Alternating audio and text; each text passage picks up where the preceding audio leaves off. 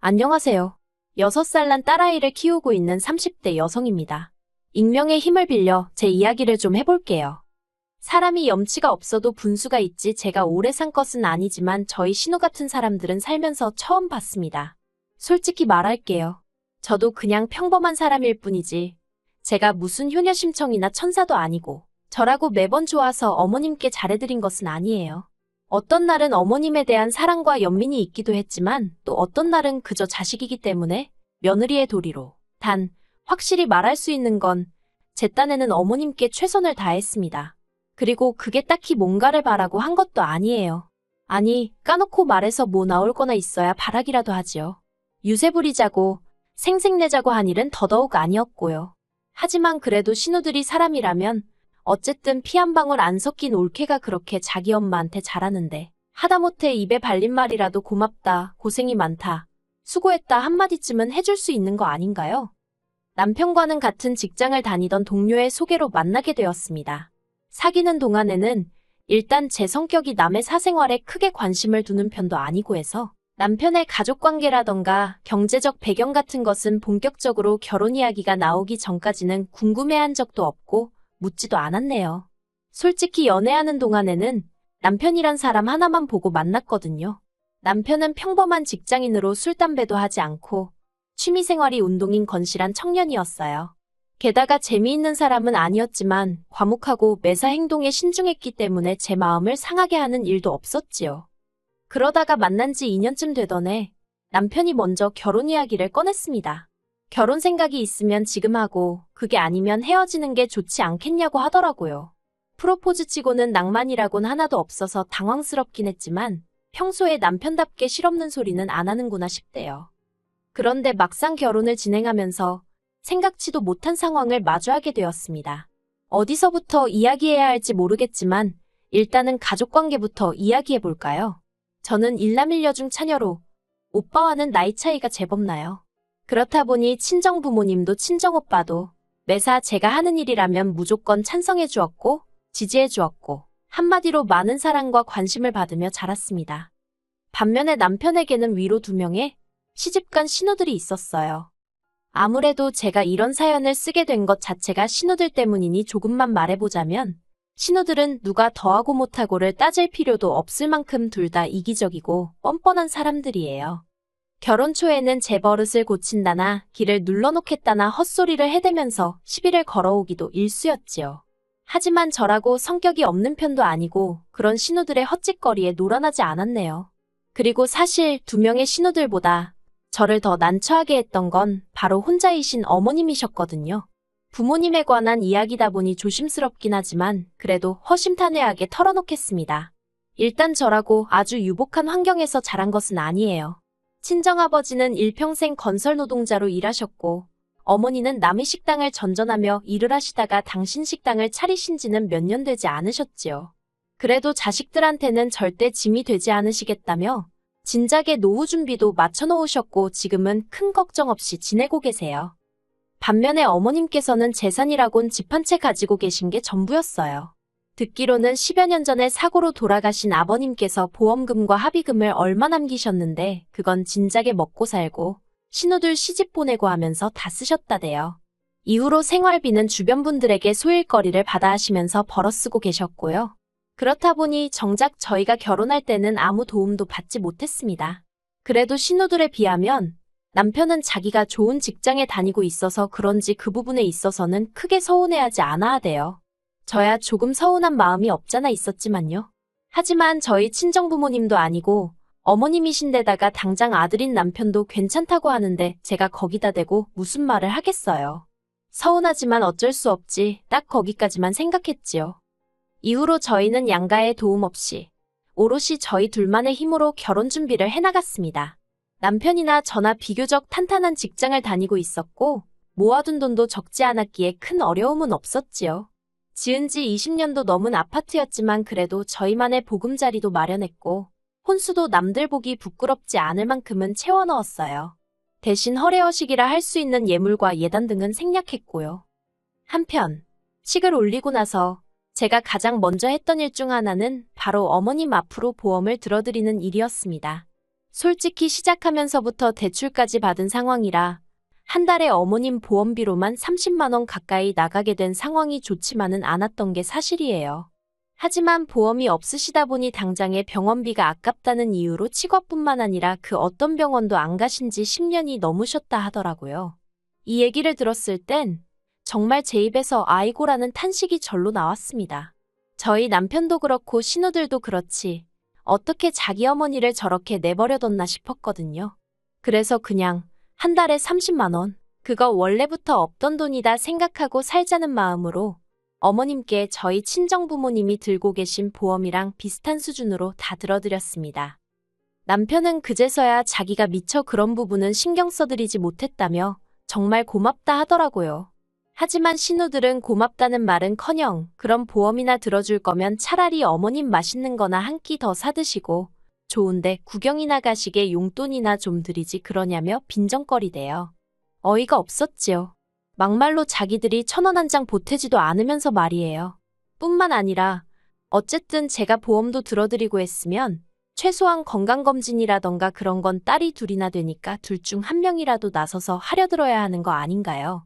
그런데 제가 건강검진은 어떻게 할까요? 하고 이야기를 꺼내자 큰 신우는 큰 신우대로 작은 신우는 작은 신우대로 이리저리 빼느라 바쁘대요. 그런 모습을 보고 있자니 솔직히 어머님이 불쌍하기까지 하더라고요. 모든 부모들이 다 그렇듯 어머님도 자식들 키우실 땐간이며 쓸개며 다 빼주는 심정으로 키우셨을 텐데 어떻게 저렇게들 매정한가 싶어서요. 하지만 동시에 제가 누굴 욕하겠어요. 저희 남편도 당장 회사 일이 바쁘다며 제가 해줬으면 하는 눈치더라니까요. 저도 남편이랑 똑같이 맞벌이였는데 말이에요. 그래서 결국 성질 급한 사람이 일은 다 한다고 제가 어머님을 모시고 병원에 갔습니다. 그리고는 말 그대로 머리끝부터 발끝까지 싹 다 검사를 받으시게 했지요. 그리고 평소에 어머님께선 당신은 아무렇지도 않다, 멀쩡하다 하셨지만 결과는 좋지 않았어요. 당장 죽을 병은 아니었어도 여기저기 안 좋은 곳이 많았거든요. 의사 말로는 가족들이 지속적으로 관찰하고 도와드리면 당장은 아니어도 충분히 나아질 수 있다고 했지만 남편이나 신우들을 떠올렸을 때 그 사람들 중 누가 어머님을 지속적으로 관찰하고 보살펴드릴까 의구심이 들었네요. 그뿐만이 아니었습니다. 어머님의 치아 중 멀쩡한 건 정말 몇 개 있지도 않더라고요. 치석은 물론이고 흔들리고 심지어 빠진 이도 있는 걸 자식들 중 아무도 모르고 있었다는 게 너무 충격이었어요. 그래서 임플란트며 뭐며 10개도 넘는 이에 1,000만 원도 넘는 돈이 들어갔습니다. 말이 나와서 하는 말이지만 저도 사람인데 돈이 나갈 때는 스트레스를 꽤나 받았어요. 아무튼 그렇게 어머님이 돌아가시기 전까지 제가 어머님을 모시고 병원에 다녔고 그뿐만 아니라 평소에 식사는 어떻게 하시고 계신지, 아침에 운동은 하셨는지 누가 시킨 것은 아니지만 그냥 제가 자식된 마음으로 챙겨드렸네요. 친정부모님도 어머님께 잘하면 그 복이 전부 저에게 돌아올 것이라며 제 마음 편할 만큼 하라셨고요. 주변에서는 요새 저 같은 며느리가 어디 있냐 하기도 했고 아직 젊었던 제 친구들은 저더러 니 팔자 니가 꼬는 거라며 적당히 하라고 면박을 주기도 했지만요. 그렇게 하는 동안에도 신우들에게 좋은 소리라고는 눈꼽만큼도 들어본 적 없습니다. 신우들이 기껏 한다는 소리라곤 보험 좀 들어놓고 아주 본전을 찾는다며 대단하다고 비아냥거리는 게 전부였지요.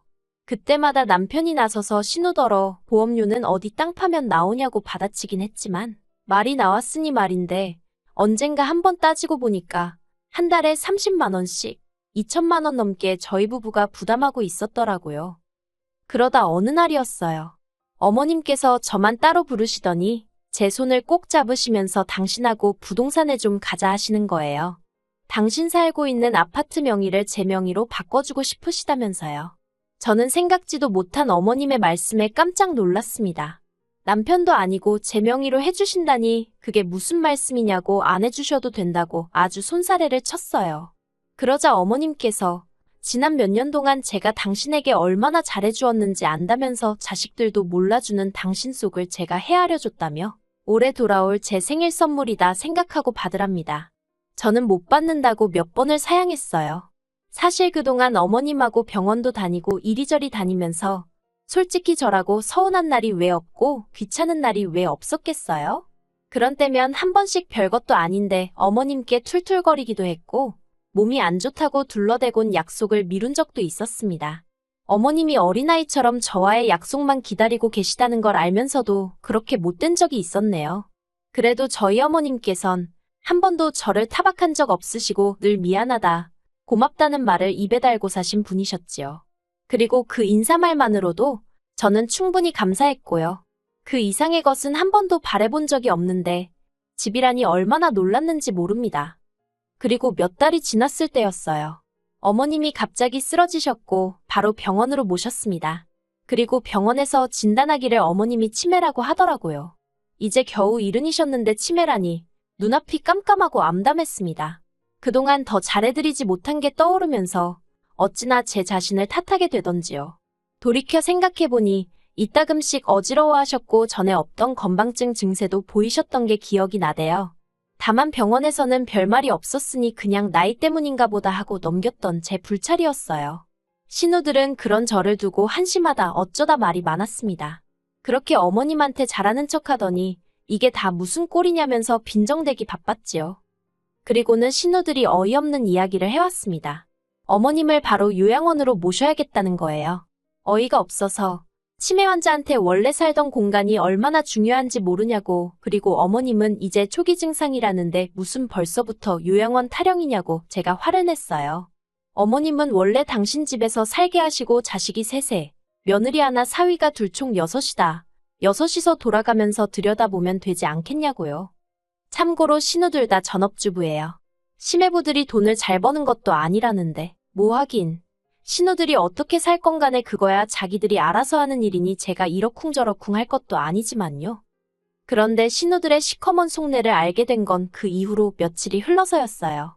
어머님이 저한테 울면서 전화를 해오셨는데 좀 전에 신우들이 집에 찾아와서는 집을 팔라고 어머님한테 소리를 지르고 말 그대로 폐악질을 했더라고요. 집을 팔아야 어머님 요양원비도 내고 할 거 아니냐면서 자기들 살기 힘든 거 모르냐고 정신 멀쩡하실 때 나눠줄 거 나눠주고 가시라는 막말을 해댔답니다. 정말 이상했어요. 남편 말로는 신우들이 크면서 크게 희생을 하고 그런 것도 없답니다. 실제로 저희 신우들 둘 다 대학물 먹었고 시집 갈 때 어머님이 돈도 제법 해주셨어요. 물론 신우들이야 당사자들이니까 남편하고는 또 다르게 생각하고 있었을지도 모르지만 그래도 어머님이 시조카들도 키우다시피 해주셨는데 아무튼 저로서는 이해할 수가 없었네요. 어머님께서는 당신은 요양원에 가기 싫다고 저한테 우시고 그렇다고 저라고 어머님을 모시고 살자니 옆에서 챙겨드리고 사는 거랑 같이 사는 건 완전히 다른 이야기잖아요. 이러지도 못하고 저러지도 못하고 저도 난처하더라고요. 하지만 수화기 너머로 계속해서 어린아이처럼 우는 어머님의 목소리를 듣고 있자니 어찌나 마음이 불편하고 괴롭던지 결국 듣다 못한 제가 그럼 저랑 살자고 해버렸습니다. 그랬더니 어머님이 대뜸 그것도 싫대요. 왜 저랑 사냐면서 그저 당신이 바라는 건 죽는 날까지 당신 집에서 살다 가는 거라나요. 이후로 신우들은 어머님과는 완전히 연을 끄는 사람들 마냥 명절이고 어머님 생신이고 코빼기도 비추는 법이 없었어요. 어머님은 그런 신우들에 대해서 별다른 말씀은 안 하셨지만 자식된 입장에서 저나 남편은 마음이 참 안 좋았지요.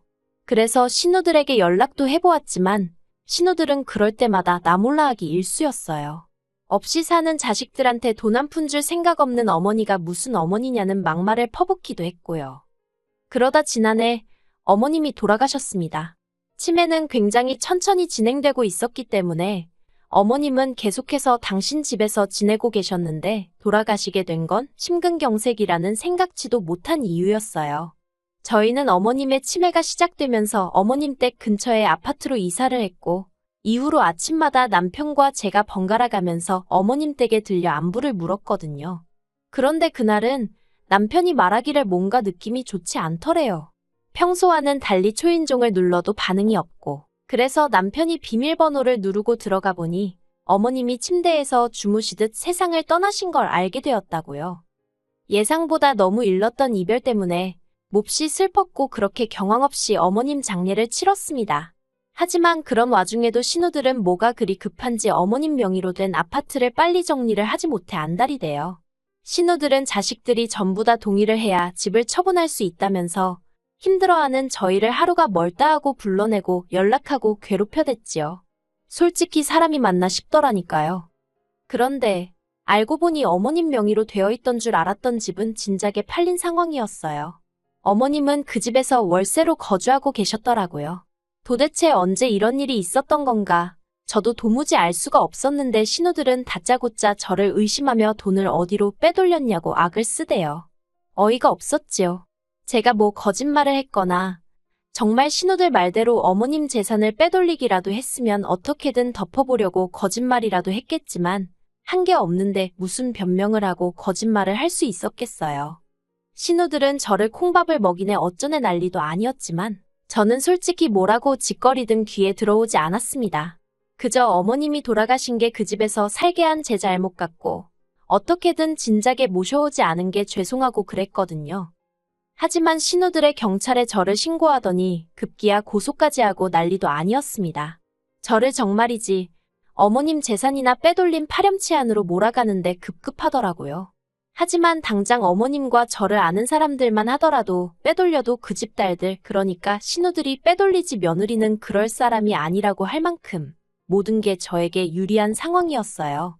무엇보다 저는 결백했고요. 그리고 결과는 당연히 신우들만 변호사 쓰고 어쩌고 하느라 헛돈 날렸지요. 하지만 저도 내심 도대체 어머님이 그 돈을 다 어디다 두고 가신 걸까 하고 궁금하긴 했네요. 그 비밀은 생각지도 못한 데서 알게 되었습니다. 남편이었어요.